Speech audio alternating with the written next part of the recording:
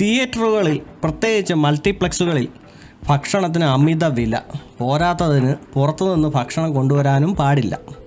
ഇത് ചുമ്മാ പറയുന്നതല്ല, കോടതി വിധിയുണ്ട് മക്കളെ. നമ്മൾ ഈ വിഷയത്തെക്കുറിച്ച് ഞാൻ സംസാരിക്കാൻ ഉദ്ദേശിച്ചപ്പോൾ കോടതി വിധി ഉള്ളതുകൊണ്ട് അത് ഞാൻ വിശദമായിട്ടൊന്ന് വായിച്ചു. അതിന് ശേഷമാണ് ഈ വീഡിയോ ചെയ്യുന്നത്. ഇങ്ങനൊരു വിഷയത്തെക്കുറിച്ച് സംസാരിക്കുമ്പോൾ നമ്മൾ ചുമ്മാ എന്തെങ്കിലും സംസാരിച്ചിട്ട് കാര്യമില്ലല്ലോ.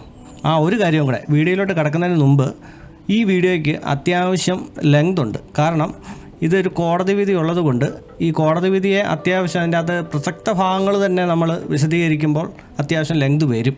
അപ്പോൾ അത് നിങ്ങൾക്ക് ഇതിനെക്കുറിച്ച് പൂർണ്ണമായിട്ട് അറിയണമെന്ന് താല്പര്യമുണ്ടെങ്കിൽ സ്കിപ്പ് അടിക്കാതെ കാണാൻ ശ്രമിക്കുക.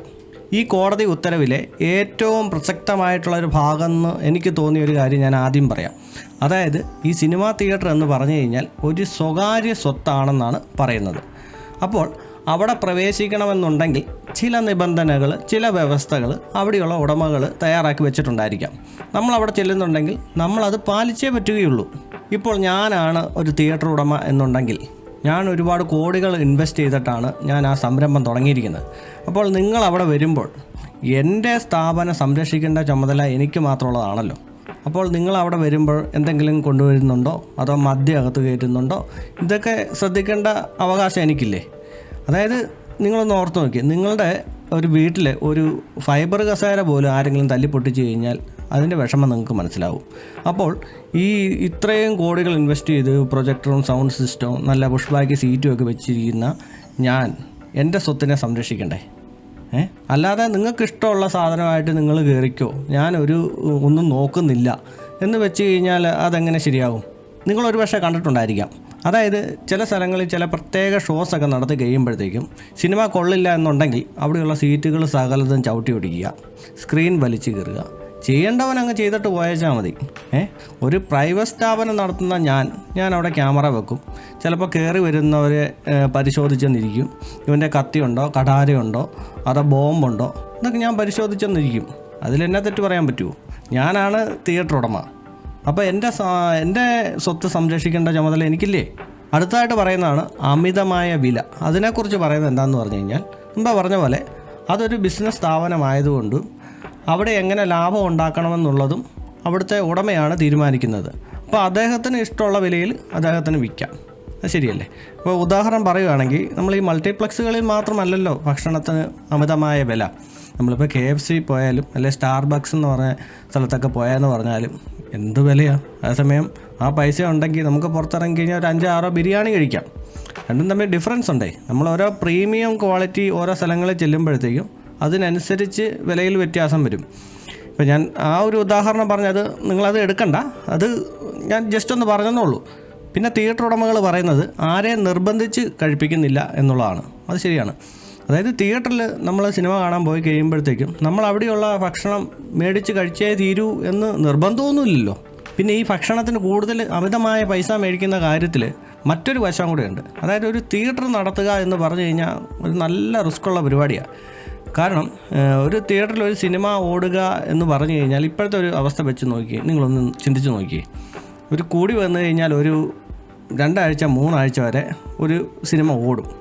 അപ്പോൾ ഈ ഓടിക്കഴിഞ്ഞാൽ തന്നെ ഈ ഹൗസ്ഫുള്ളായിട്ട് ഓടുന്നത് എത്ര ദിവസം കാണുമായിരിക്കും? ഒരാഴ്ച ഓടുമായിരിക്കും. പിന്നെ അത് കഴിഞ്ഞാൽ ഇത് ഓടുന്നത് എത്ര പേരൊക്കെ വെച്ചായിരിക്കും? ആദ്യം ഒരു പകുതി പേര് കാണും, അത് കഴിയുമ്പോൾ ഒരു 1/4 ഭാഗം പേര് കാണും, പിന്നെ അവസാനം വരുമ്പോൾ ഒരു 10-15 പേരൊക്കെ വന്നെന്ന് പറഞ്ഞാൽ ഇത് ഓടിച്ചല്ലേ പറ്റുള്ളൂ. ഒന്ന് ഓർത്ത് നോക്കി. അപ്പോൾ അങ്ങനെ ഓടിക്കുമ്പോഴത്തേക്കും അവിടെ ഉണ്ടാകുന്ന നഷ്ടം എത്ര വലുതാണെന്നൊന്ന് ചിന്തിച്ച് നോക്കി. അതായത് പ്രൊജക്ടറിൻ്റെ അകത്ത് കറണ്ട് ചാർജിനകത്തൊന്നും കുറവൊന്നും വരാനൊന്നും 15 പേരെ ഉള്ളെന്നും പറഞ്ഞുകൊണ്ട് അതിനകത്ത് എന്തെങ്കിലും മാറ്റം വരുത്താൻ പറ്റുമോ? ഇല്ല. സൗണ്ടിനകത്ത് എന്തെങ്കിലും മാറ്റം വരുത്താൻ പറ്റുമോ? AC അത് വർക്ക് ചെയ്യണമല്ലോ. ഈ പറഞ്ഞ അവിടെയുള്ള ജോലിക്കാരെ കുറച്ച് പേര് വന്നാൽ മതി എന്ന് വെക്കാൻ പറ്റുമോ? ക്ലീനിങ് അത് എല്ലാം നടത്തണ്ടേ? അപ്പോൾ പിന്നെ ഈ എൻ്റർടൈൻമെൻറ്റ് നികുതി എന്നും പറഞ്ഞൊരു 1.5 നികുതിയാണ് ഇവർ അതിന് പിരിക്കുന്നത്. ഇതുമെല്ലാം കൊടുക്കണം. അപ്പോൾ ആകെപ്പാടെ ഇതിനകത്ത് ഈ നഷ്ടം നികത്താൻ വേണ്ടിയിട്ടുള്ള ഒരേ ഒരു മാർഗ്ഗമാണ് ഇതെന്നാണ് എനിക്ക് തോന്നിയിട്ടുള്ളത്. കാരണം ഈ ആദ്യമൊക്കെ കുറേ നിറഞ്ഞ ആളുകൾ ഓടുന്ന സമയത്ത് ഈ ഭക്ഷണം മേടിക്കുമല്ലോ.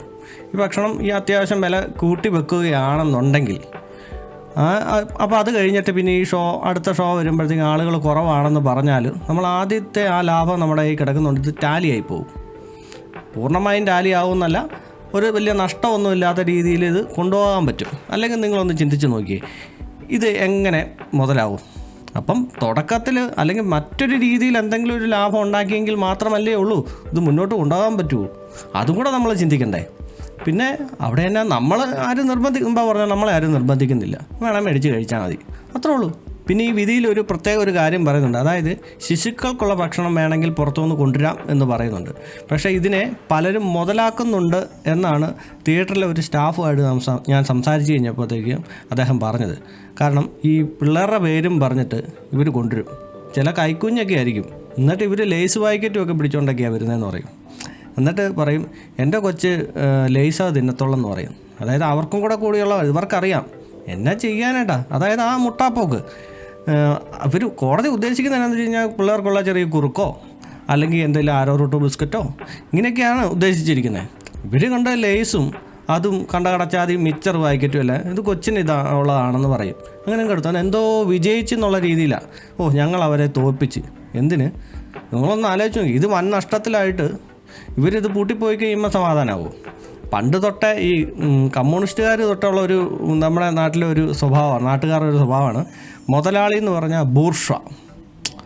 അവൻ ലാഭം കൊയ്യാൻ പാടില്ല. പിന്നെ ആ സ്റ്റാഫ് പറഞ്ഞൊരു കാര്യമുണ്ട്, ചില ആൾക്കാരുണ്ടല്ലോ, അതായത് ഈ ബേക്കറിയോ ഹോട്ടലോ ഒക്കെ നടത്തി പരിചയമുള്ള ആളുകൾക്ക് ഒരു പക്ഷേ ഈ മിനറൽ വാട്ടറിൻ്റെയും അല്ലെ ജ്യൂസിൻ്റെയൊക്കെ വില അവർക്കറിയാം. അങ്ങനെ വരുമ്പോഴത്തേക്ക് ഇവർ ഇത് ഒറിജിനലായിട്ട് ഇത്ര വിലയല്ലേ ഹോൾസെയിൽ പ്രൈസിലുള്ളൂ, നിങ്ങളെന്തിനാ ഇത്ര വില കൂട്ടി വിൽക്കുന്നത്, ഞാനും കടയൊക്കെ നടത്തിയിട്ടുള്ള കേട്ടോ എന്നൊക്കെ പറയും. എന്തിനു ഇതൊക്കെ ഒന്ന് പ്രസംഗിക്കുന്നത്?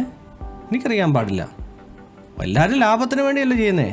അവിടെ അത്ര വില കൂട്ടി വെക്കുന്നുണ്ടെങ്കിൽ അതിൻ്റേതായ കാരണങ്ങളും ഒക്കെ ഉണ്ടാവും. ഇത് കൂടെ കുടിച്ചിട്ട് പോയാൽ മതിയുടെ എന്ന് ആരും പറയുന്നൊന്നുമില്ലല്ലോ.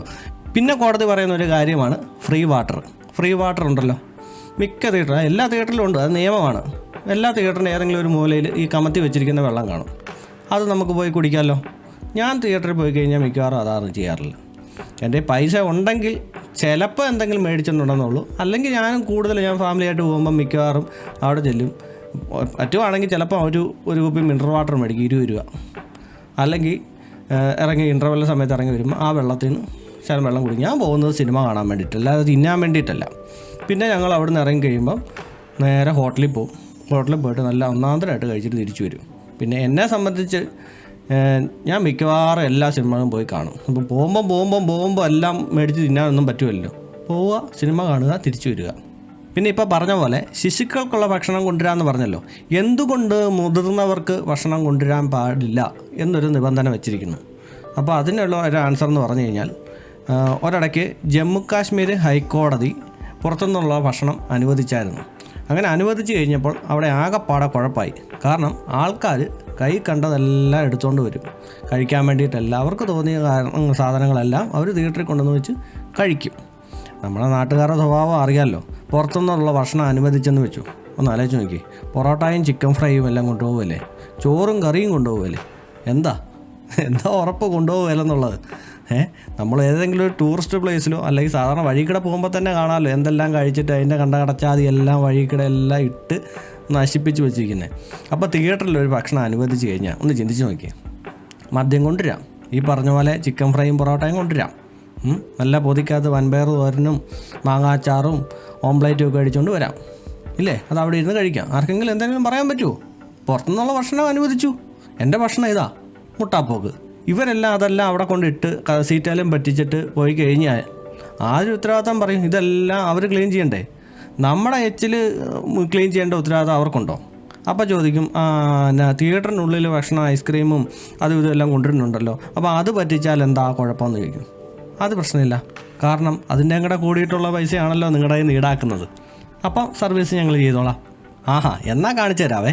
അങ്ങനെയാണെങ്കിൽ ഞാൻ അവിടെ നിന്ന് മേടിച്ച ഭക്ഷണം തന്നെ ഞാൻ മനഃപൂർവ്വം ഞാൻ സീറ്റേത്ത് വെക്കും, അല്ലെങ്കിൽ കുറച്ച് വെള്ളം ഒഴിച്ച് ഞാൻ സീറ്റിൽ ഒഴിക്കും. ആരാ ചോദിക്കുന്നത്? അവിടെ നിന്ന് മേടിച്ച ഭക്ഷണമല്ലേ. അങ്ങനെ മുട്ടാപ്പോക്കം ചിലപ്പം കരുതാൻ സാധ്യതയുണ്ട്. അപ്പോൾ അവിടെ വേറൊരു കാര്യം കൂടി, വേറെ ടെസ്റ്റും കൂടി ഉണ്ട്. അതിനകത്ത് ക്യാമറ വെച്ചിട്ടുണ്ട്. ഈ പറഞ്ഞ പോലെ നിബന്ധനകളും കാര്യങ്ങളൊക്കെ അതിൻ്റെ അകത്തും പെടും. എൻ്റെ സ്വകാര്യ സ്വത്ത്, അതായത് തിയേറ്റർ ഉടമയുടെ സ്വകാര്യ സ്വത്തായതിനാൽ അവിടെ നശിപ്പിച്ച് കഴിഞ്ഞാൽ ക്യാമറ വെച്ച് പിടിക്കാനായിട്ടും ഒക്കെ അവരെ കൊണ്ട് സാധിക്കും. നല്ല ഒന്നാന്തരം കേസും പുറകെ വരും, ഇല്ലേ? നല്ല ഒന്നാന്തരം ഇതുപോലെ നല്ല മാനേജ്മെൻറ്റൊക്കെ ആണെന്ന് വെച്ചോ, നല്ല ഇടി അവിടെ നിന്ന് തന്നെ കിട്ടും.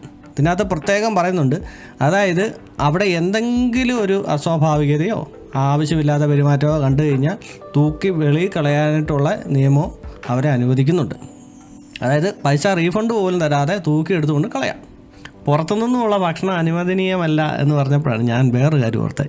ഇത് ജസ്റ്റ് ചുമ്മാ ഒരു ഫണ്ണായിട്ട് എടുത്താൽ മാത്രം മതി. അതായത് എനിക്കൊരു 5 സ്റ്റാർ ഹോട്ടലിൽ അവിടുത്തെ റെസ്റ്റോറൻറ്റിൽ കയറി ആഹാരം കഴിക്കണമെന്ന് ഭയങ്കര ആഗ്രഹം. പക്ഷേ എൻ്റെ സാമ്പത്തികം അനുവദിക്കുന്നില്ല. പക്ഷേ എനിക്ക് അവിടെ കയറി ആ സീറ്റിലൊക്കെ കയറി ഒന്ന് ഇരിക്കണം, ആ ടേബിളെ വെച്ച് എനിക്ക് അവിടെ ഒരു ആഹാരം കഴിക്കണം എന്നാഗ്രഹം.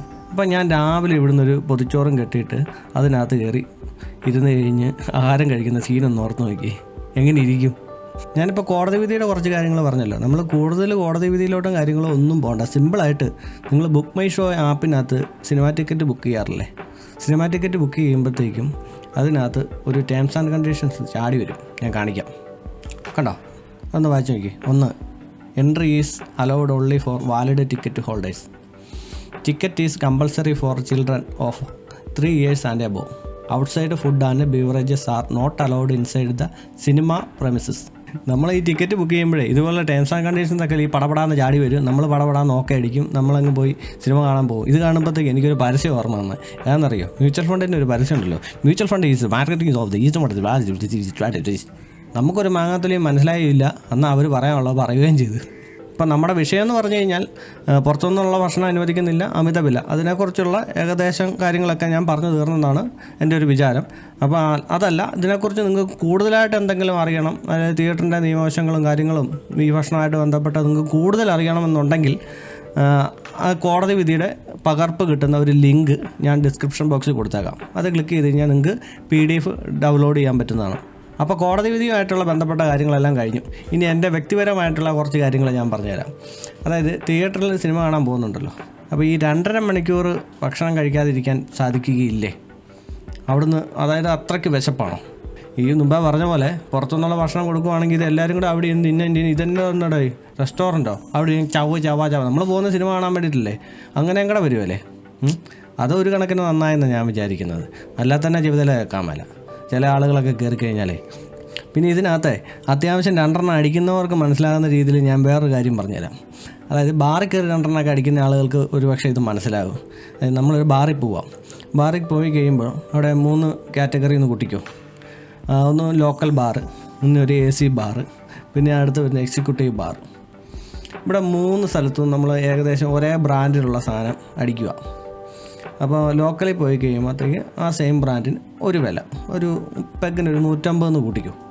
പിന്നെ അപ്പുറത്ത് നമ്മൾ AC ബാറിൽ പോകും. AC ബാറിൽ പോയി കഴിഞ്ഞാൽ അത് ചിലപ്പോൾ ഒരു 50 രൂപ കൂടി ഒരു 200 രൂപ. എക്സിക്യൂട്ടീവ് ബാറിൽ പോയി ഇതെല്ലാം കഴിഞ്ഞ് പോയി ഒരു 300-350 രൂപ. എല്ലാം ഓരോ ബ്രാൻഡാണേ. ഈ ബ്രാൻഡ് അടിച്ചു കഴിഞ്ഞാൽ എവിടെ നിന്ന് അടിച്ചാലും ഒരേ പൂസാണേ, സോഡായും എല്ലാം ഒന്ന് തന്നെയാണേ. പക്ഷേ എല്ലാത്തിനും വില വ്യത്യാസം. ഇത് തന്നെ ഭക്ഷണത്തിൻ്റെ കാര്യത്തിലും ഈ 3 കാറ്റഗറിയിലും 3 വിലയാണ്. അതെന്തുകൊണ്ടാണ്? ലോക്കൽ ബാറിൽ പോയി കഴിഞ്ഞാൽ എന്താ കുഴപ്പം? അവിടെ പോയി കഴിഞ്ഞാൽ സ്വസ്ഥത സമാധാനം കിട്ടുമോ? പോയിട്ടുള്ളവർക്ക് കൃത്യമായിട്ട് അറിയാം. അതേസമയം എങ്ങനെയെങ്കിലും 2 അടിച്ചാൽ മതി എന്നുള്ളവർ അവിടെ പോയി അടിക്കുക. എൻ്റെ കയ്യിൽ ഇത്രയും പൈസയേ ഉള്ളൂ, എനിക്ക് അതൊന്നും വിഷയമുള്ള കാര്യമല്ല. അവിടെ കയറി ഒരു ബാത്റൂമിൽ കയറി കഴിഞ്ഞാൽ തന്നെ അറിയാം എങ്ങനെ ഇരിക്കുമെന്ന്.